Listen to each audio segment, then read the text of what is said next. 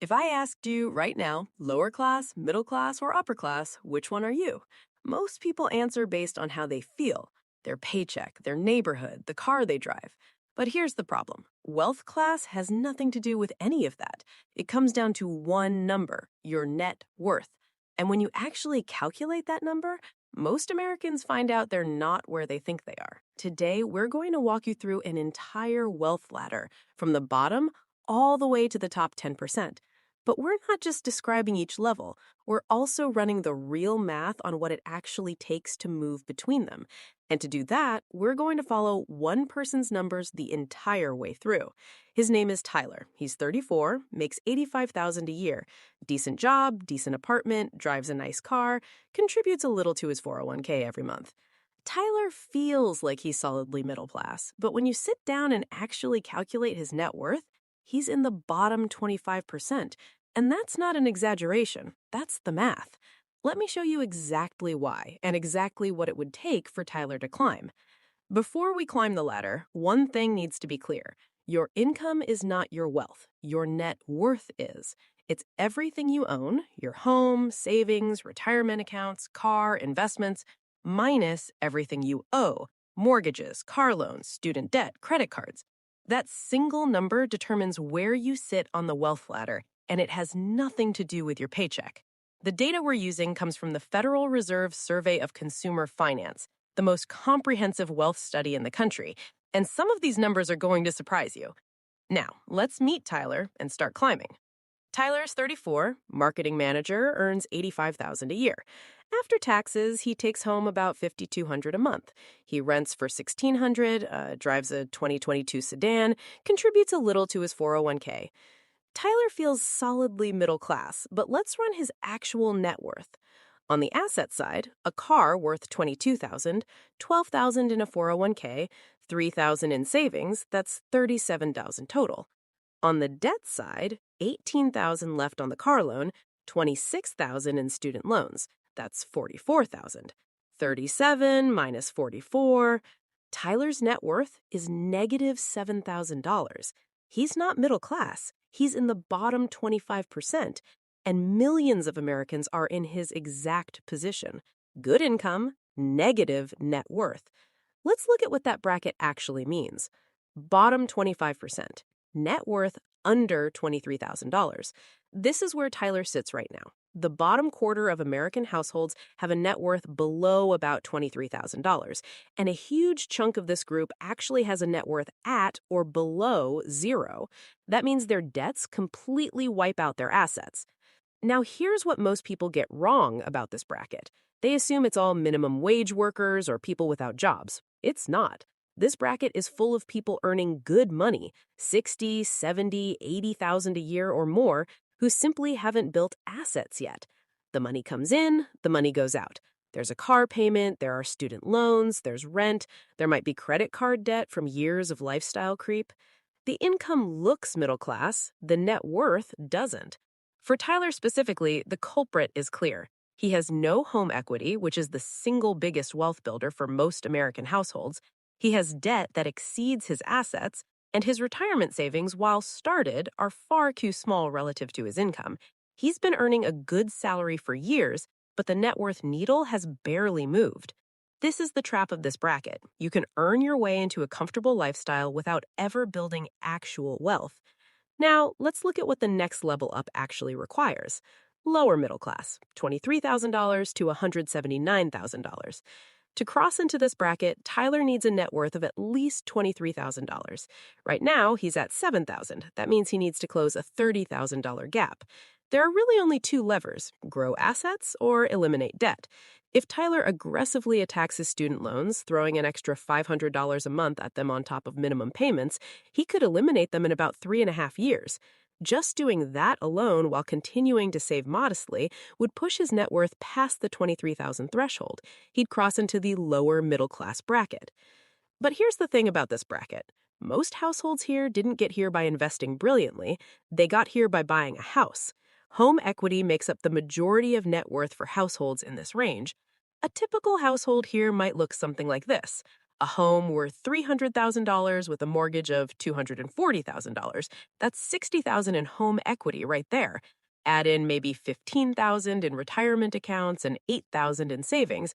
Subtract a $12,000 car loan, and you're looking at a net worth around $71,000.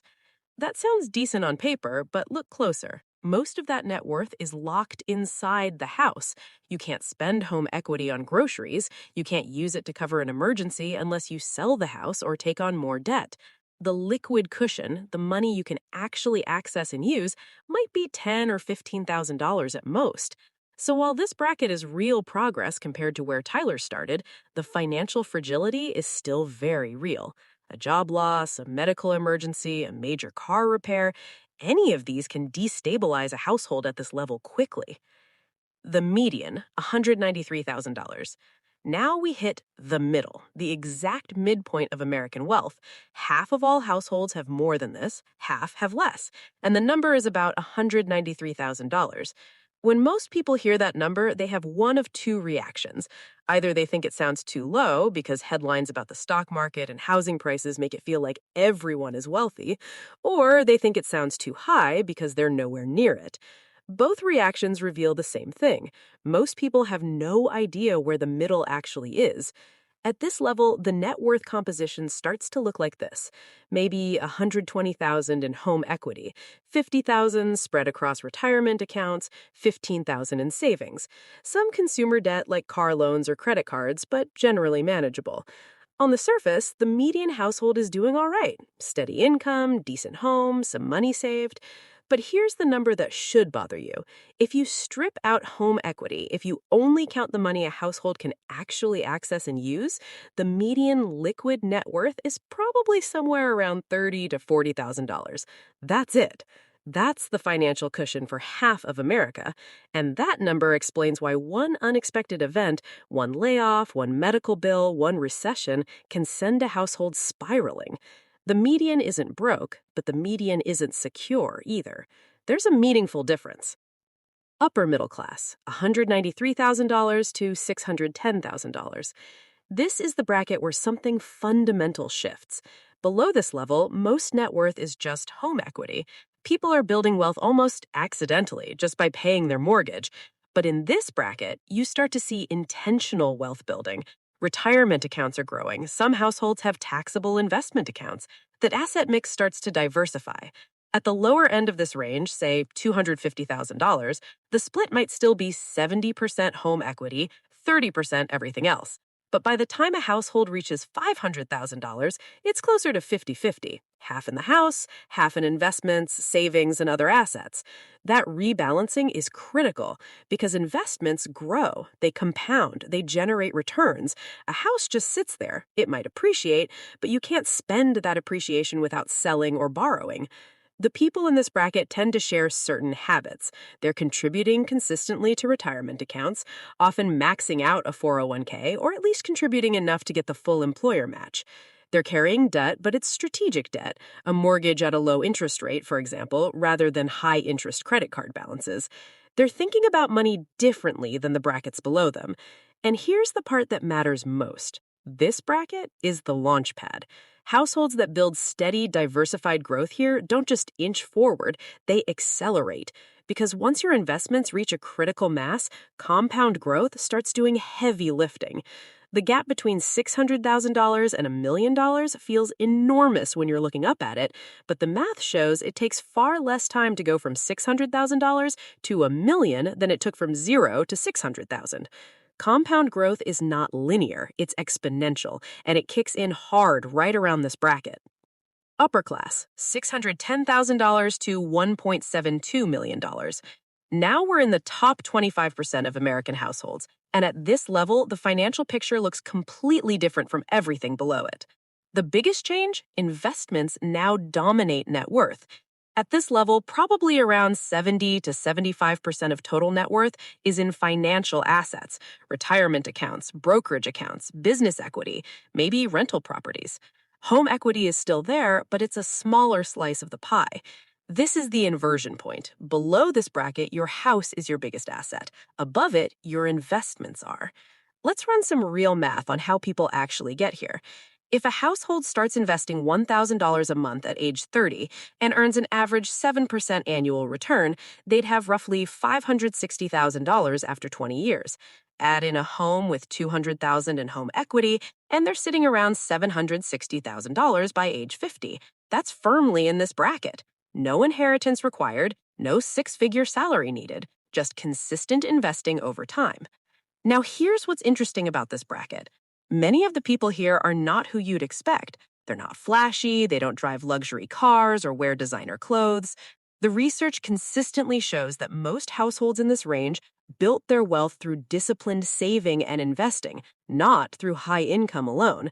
There's a reason the phrase high income, low net worth exists, because plenty of people earning $200,000 a year never make it to this bracket, while people earning $90,000 do. It comes down to what you keep and what you invest, not what you earn. Top 10%, $1.72 million and above. At the very top of the ladder, we reach the top 10%. To enter this bracket, a household needs a net worth of roughly $1.72 million or more. At this level, wealth works fundamentally differently. A portfolio of $1.72 million invested and earning a modest 4% annually generates about $69,000 a year in passive income without touching the principal. That's more than the median household income in the United States, generated entirely by investments. The money is literally working harder than most people do. Households in this bracket often have full financial independence or are very close to it. Their investments can sustain their lifestyle without a paycheck. That doesn't mean they all stop working. Many don't. But the dynamic has changed. Work becomes a choice, not a necessity. Risk tolerance goes up. Opportunities multiply. You can invest in things that have higher potential returns because you're not dependent on every dollar. And even within this top 10%, the range is staggering. A household at $1.72 million is at the threshold, but the top 1% starts at roughly $12 to $13 million, and the top 0.1%, that's over $40 million. The wealth gap within the wealthy is just as dramatic as the gap between the wealthy and everyone else. But here's what matters for this video. You don't need to be in the top 1%. Reaching the top 10%, $1.72 million, is achievable for many households over a working lifetime if the math is done right. The problem is that most people never run the math. They just keep working and hoping is not a wealth strategy. The age reveal. Everything I've shown you so far has one major blind spot. All of those brackets, the 23,000, the 193,000, the 610,000, those are for all American households lumped together, a 25-year-old and a 65-year-old, a new college grad and a retiree. Comparing them to the same benchmarks makes no sense. And this is where the real shock comes in. When you break net worth down by age group, the picture changes completely. The Federal Reserve data shows the median net worth for households under 35 is about $39,000. For 35 to 44, it jumps to $136,000. 45 to 54, $247,000. 55 to 64, $365,000. And 65 to 74, $410,000, the peak. Now let's go back to Tyler. He's 34, with a net worth of negative $7,000. Compared to the overall population, he's in the bottom 25%. But compared to his age group, it's even worse. The median for his age bracket is $39,000. He's not just below the median, he's $75,000 below it for people his own age. He's roughly at the 10th percentile for under 35s, meaning 90% of households his age have a higher net worth. But here's where this gets powerful. Take someone who's 45 years old with a net worth of $200,000. Against the overall population, lower middle class, nothing special. But against their age group, the median is $247,000. They're actually below the midpoint for their peers. And the 75th percentile for their age, that's $737,000. They're not close to the upper brackets for their generation. Now flip it. Take someone who's 28 years old with a net worth of $154,000. Against the overall population, lower middle class, nothing special. But against their age group, that puts them at roughly the 75th percentile. They're ahead of 3 out of 4 households their age. Same number, completely different story. This is why age-adjusted benchmarks matter so much. The wealth ladder isn't one size fits all. Where you stand depends heavily on how old you are and how much compounding time you have left. A 30-year-old who's behind has decades to catch up. A 55-year-old who's behind has a much narrower window. The number matters, but the context around that number matters even more. So Tyler knows where he stands now. Negative $7,000, bottom 25% overall, roughly 10th percentile for his age. The question is, what happens from here? Let's run 3 scenarios with real numbers. Scenario 1. Tyler does nothing different. He keeps paying minimums on his student loans and his car. He keeps contributing the bare minimum to his 401k, about 2% of his salary. He keeps spending everything else. At this pace, his student loans will take 10 plus years to pay off. His 401k grows slowly. By 54, he might have a net worth around $120,000.